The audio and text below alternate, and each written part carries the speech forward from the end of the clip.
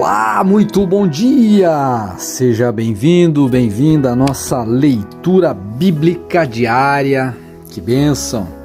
Hoje é dia 17 de maio e nós vamos ler os seguintes textos da Palavra de Deus. 1 Samuel capítulo 20, versículo 1 até 1 Samuel 21, versículo 15. Depois nós vamos a João capítulo 9, versículo 1 até João capítulo 9, versículo 41.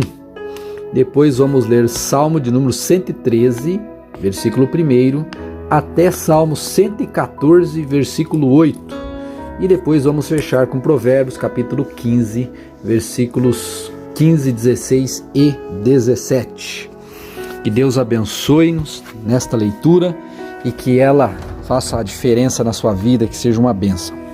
Vamos ler a palavra de Deus? Vamos continuar aqui a história de Davi. Davi fugiu de Naiote, em Ramá, e se encontrou com Jonatas. O que eu fiz? Disse Davi. Qual é meu crime? Que pecado cometi contra seu pai para que ele esteja tão decidido a me matar? Isso não vai acontecer, respondeu Jonatas. Você não será morto. Ele sempre me conta tudo que pretende fazer, até mesmo as coisas de pouca importância. Sei que meu pai não esconderia de mim algo desta natureza. Não é assim. Então Davi fez um juramento diante de Jonatas. Seu pai, sabendo muito bem de nossa amizade, disse a si mesmo: não contarei a Jonatas, ele ficaria magoado. Mas tão certo como vive o Senhor, e como você mesmo vive, eu estou apenas a um passo da morte. Jonatas perguntou: o que posso fazer para ajudá-lo? Davi respondeu: amanhã celebraremos a festa da lua nova. Sempre me sentei com o rei para comer nesta ocasião, mas amanhã me esconderei no campo e ficarei ali até o entardecer do terceiro dia. Se seu pai perguntar onde estou, diga a ele: Davi insistiu que eu o deixasse ir para casa em Belém, participar do sacrifício que toda a família dele oferece a cada ano. Se ele disser: está bem, então você saberá que não corro perigo. Mas se ele se enfurecer, você saberá que ele está decidido a me fazer mal. Mostre-me sua lealdade como amigo, pois assumimos um compromisso solene diante do Senhor. Se, por acaso, você acha que cometi alguma ofensa contra seu pai, mate-me você mesmo, aqui e agora. Não é necessário me entregar a seu pai. Nunca, exclamou Jonatas. Você sabe que se eu tivesse qualquer suspeita de meu pai, vi ele planejar te matá-lo, avisaria você no mesmo instante. Então Davi perguntou: como saberei se seu pai ficou irado? Jonatas respondeu: venha ao campo comigo. E os dois foram juntos para lá. Então Jonatas disse a Davi: prometo diante do Senhor, o Deus de Israel, que amanhã, ou no máximo depois de amanhã, a esta hora, conversarei com meu pai e avisarei você logo em seguida do que ele pensa a seu respeito. Se ele falar a seu respeito de modo favorável, informarei a você. Mas se ele estiver irado e quiser matá-lo, que o Senhor me castigue severamente se eu não avisar você, para que possa escapar em segurança. Que o Senhor esteja com você como esteve com meu pai, e que você me trate com o amor leal do Senhor enquanto eu viver. Mas se eu morrer, trate minha família com esse amor leal, mesmo quando o Senhor eliminar da face da terra todos os seus inimigos. Então Jonatas assumiu um compromisso solene com Davi e sua descendência e disse: que o Senhor destrua todos os inimigos de Davi. E Jonatas fez Davi reafirmar seu juramento de amizade, pois Jonatas o amava como a si mesmo. Então Jonatas disse: amanhã celebraremos a festa da lua nova. Darão por sua falta quando virem que seu lugar à mesa está vazio. Depois de amanhã, ao entardecer, vá ao lugar onde você se escondeu antes e espere ali, junto à pedra de Ezel. Eu sairei e atirarei 3 flechas para o lado da pedra, como se atirasse num alvo. Então mandarei um ajudante trazer de volta as flechas. Se você me ouvir dizer a ele, as flechas estão deste lado, saberá tão certo como vive o Senhor que tudo está bem e que não há perigo algum. Mas se eu disser a ele, vá mais para frente, as flechas estão adiante, significa que você deve partir de imediato, pois o Senhor o manda ir embora. Que o Senhor nos ajude a preservar para sempre o forte laço de amizade que existe entre nós. Então Davi se escondeu no campo, e quando começou a festa da lua nova, o rei sentou-se para comer, ocupou seu lugar de costume encostado à parede, e Jonatas sentado adiante dele, e Abner ao seu lado. O lugar de Davi, porém, ficou vazio. Saul não disse nada sobre isso naquele dia, pois pensou, deve ter acontecido algo que deixou Davi cerimonialmente impuro. Mas, quando o lugar de Davi também ficou vazio no dia seguinte, Saul perguntou a Jonatas, por que o filho de Jessé não veio para a refeição, nem ontem, nem hoje? Jonatas respondeu, Davi me pediu com insistência para ir a Belém. Disse, por favor, deixe-me ir, pois nossa família oferecerá um sacrifício na cidade. Meu irmão exigiu que eu tivesse presente, portanto, peço que me deixe ir ver meus irmãos. Por isso, ele não está aqui à mesa do rei.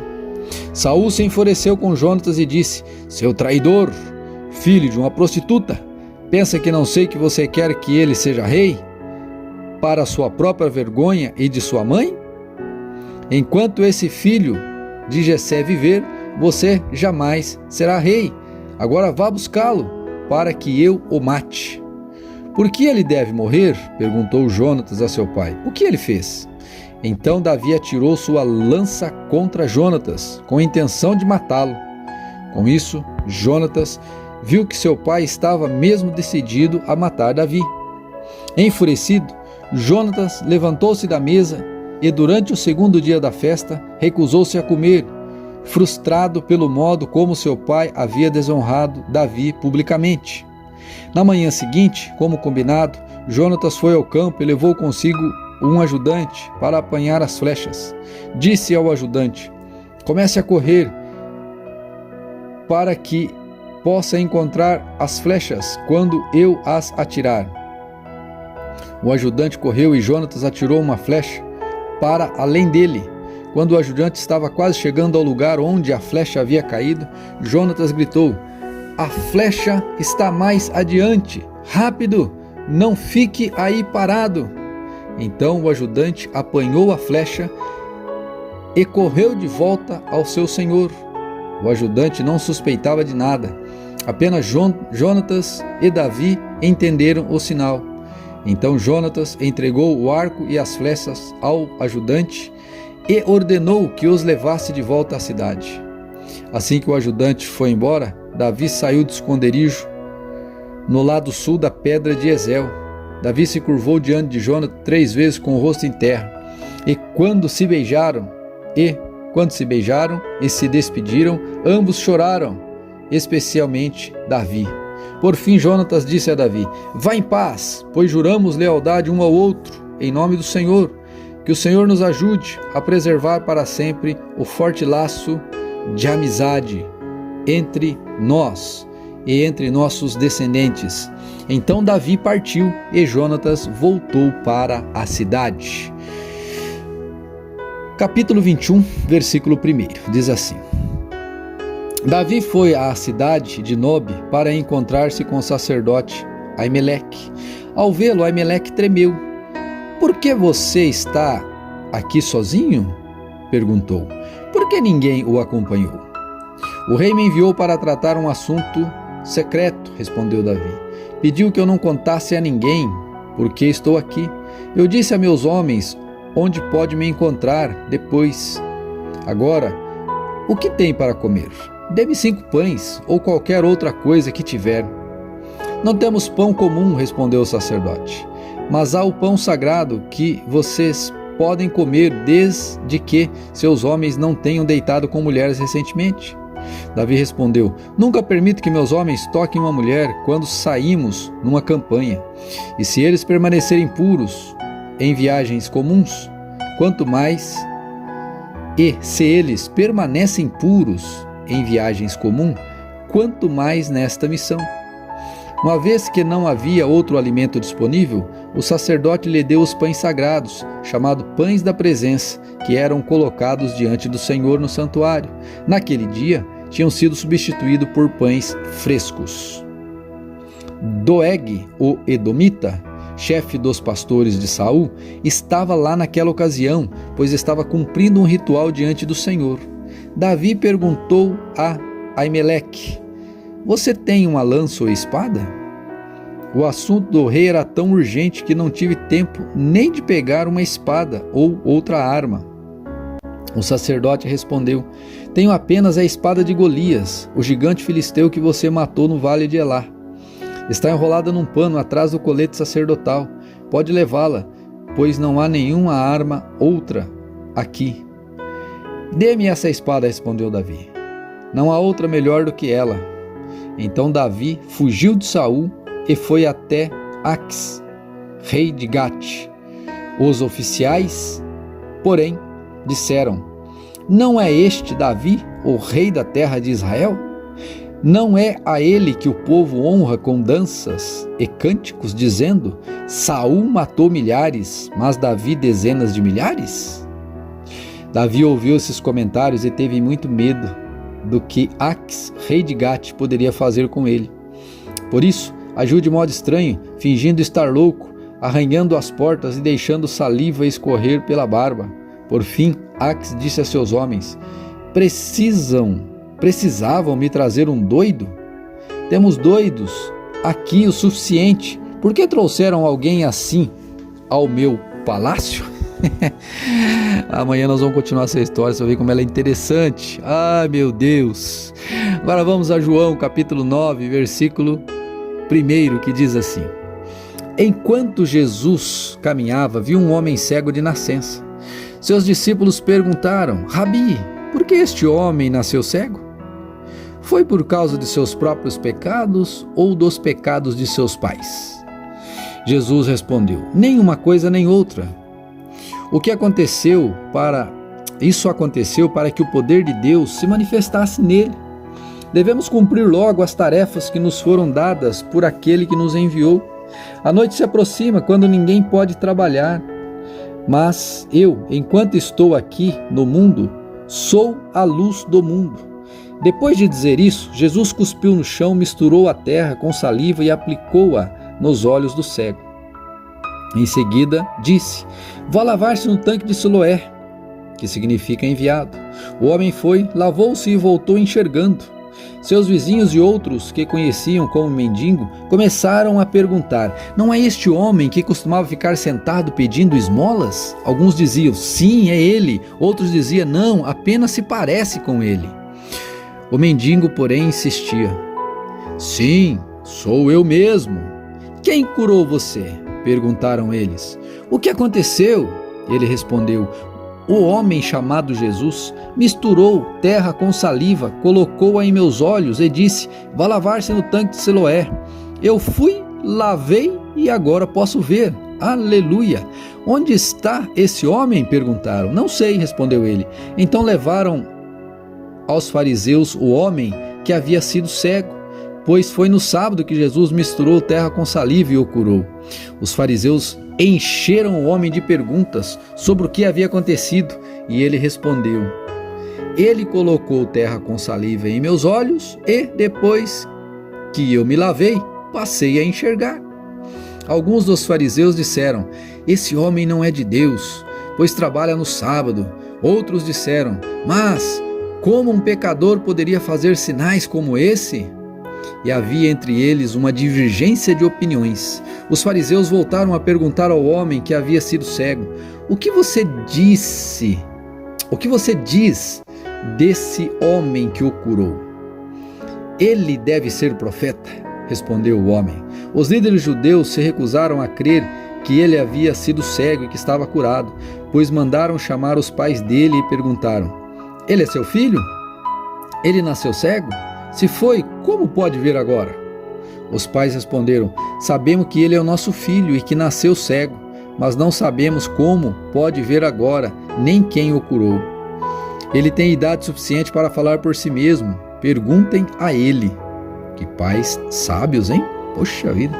Seus pais disseram isso por medo dos líderes judeus, pois estes haviam anunciado que, se alguém dissesse que Jesus era o Cristo, seria expulso da sinagoga. Por isso, disseram: ele tem idade suficiente, perguntem a ele. Então, pela segunda vez, chamaram o homem que havia sido cego e lhe disseram: Deus é quem deve receber glória por aquilo que aconteceu, pois sabemos que esse Jesus é pecador. Não sei se ele é pecador, respondeu o homem, mas uma coisa eu sei: eu era cego e agora eu vejo. Mas o que ele fez? Perguntaram. Como ele o curou? Eu já lhes disse, exclamou o homem. Vocês não ouviram? Por que querem ouvir outra vez? Por acaso também querem se tornar discípulos dele? Então eles o insultaram e disseram: você é discípulo dele, mas nós somos discípulos de Moisés. Sabemos que Deus falou a Moisés, mas nem sabemos de onde vem esse homem. Que coisa mais estranha, respondeu o homem.